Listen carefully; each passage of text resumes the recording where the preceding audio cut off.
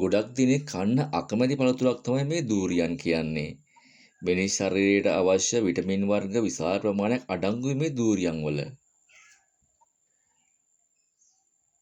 දූරියන්ට පැලකිරීමේදී ගොඩක් අය කරන වැරැද්දක් තමයි ඔයා භාවිතා කරන පොට් එකේ පොට් එක හාරලා වෙලා මේ යටේ පැල කරන එක. එහෙම කරන්න එපා. මොකද දූරියන්ට එහෙම පැල කරගන්න හරි අමාරුයි.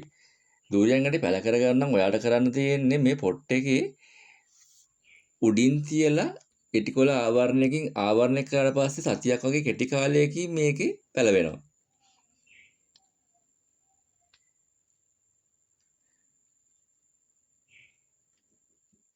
දැන් මේ බලන්නකෝ මේ ඇටේ හොඳට පැල වෙලා තියෙන්නේ.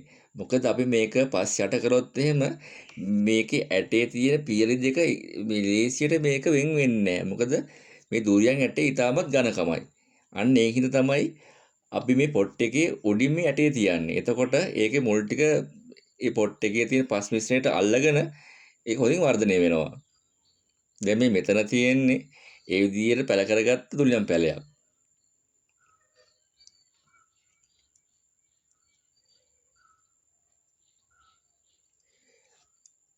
ඔයත් ගෙදර දූරියන් වගා කරන්න හිතාගෙන ඉන්නවනම් මේ ක්‍රමයට දූරියන් ඇට පැල කරගන්න.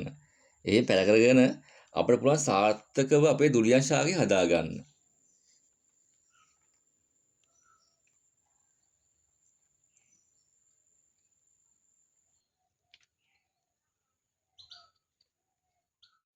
දැන් ඔයාලට දකින්න පුළුවන් මම ඇට වලින් පැල කරගත්ත සාර්ථක දූරියන් පැලයක්.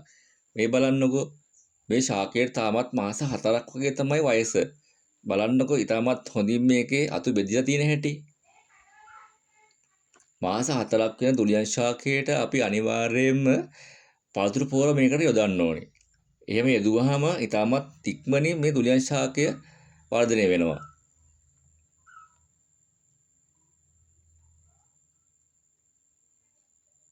මේ වගේ ශාකයක් ඉක්මනට හදාගෙන ඔයාට අවුරුදු 5ක් වගේ කෙටි කාලයකින් ලොකු වස්සනක් ලබා ගන්න පුළුවන්.